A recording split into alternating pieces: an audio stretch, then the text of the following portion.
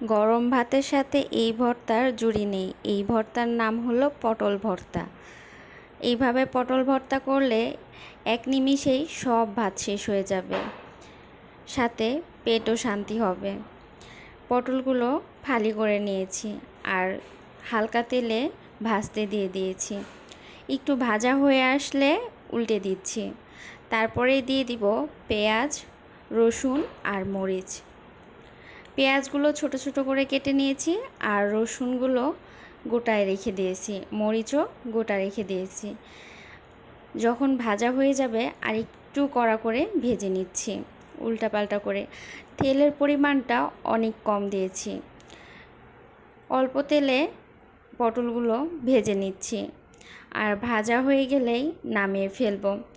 ভর্তা ভাত হলে আর কিছুই লাগে না। কার কার ভর্তা পছন্দ? গরম ভাতের সাথে ভর্তার কোনো জুড়ি নেই। আর এখন করব বেগুন ভর্তা। বেগুনটা চুলার উপরে পোড়াতে দিয়ে দিয়েছি। আমার মতো কে কে চুলাতে বেগুন পোড়ান কমেন্টে জানাবেন। পটলটা সিদ্ধ হয়ে আসলে আমি পাটায় বেটে নিচ্ছি। পাটায় বাটা ভর্তার জুড়ি নেই। অনেক মজা হয়েছে ভর্তাটা।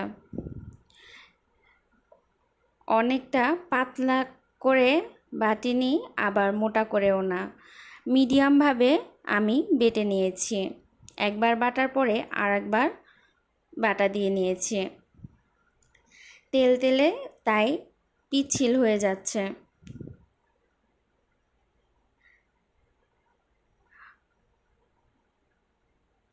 তেলে পটল ভর্তাটা করলে মজাই লাগে। আর এই তো পাটা থেকে একেবারে সুন্দর করে মুছে নিচ্ছি। একটুও রাখা চলবে না, যতটুকু রাখবো ততটুকুই লস, তাই সম্পূর্ণটাই নিয়ে নিচ্ছি। আমার পটল ভর্তা হয়ে গেছে। এবার বেগুন ভর্তা করব। বেগুনটা পুড়িয়ে নিয়েছি। এখন বেগুনটা পরিষ্কার করার পরে প্লেটে নিয়ে নিয়েছি।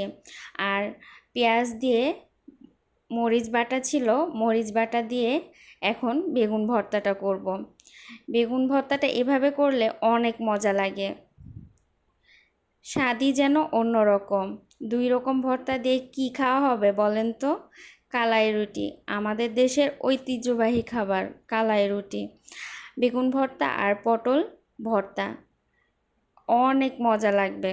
কার কার ভর্তা পছন্দ হাত তুলবেন সবাই।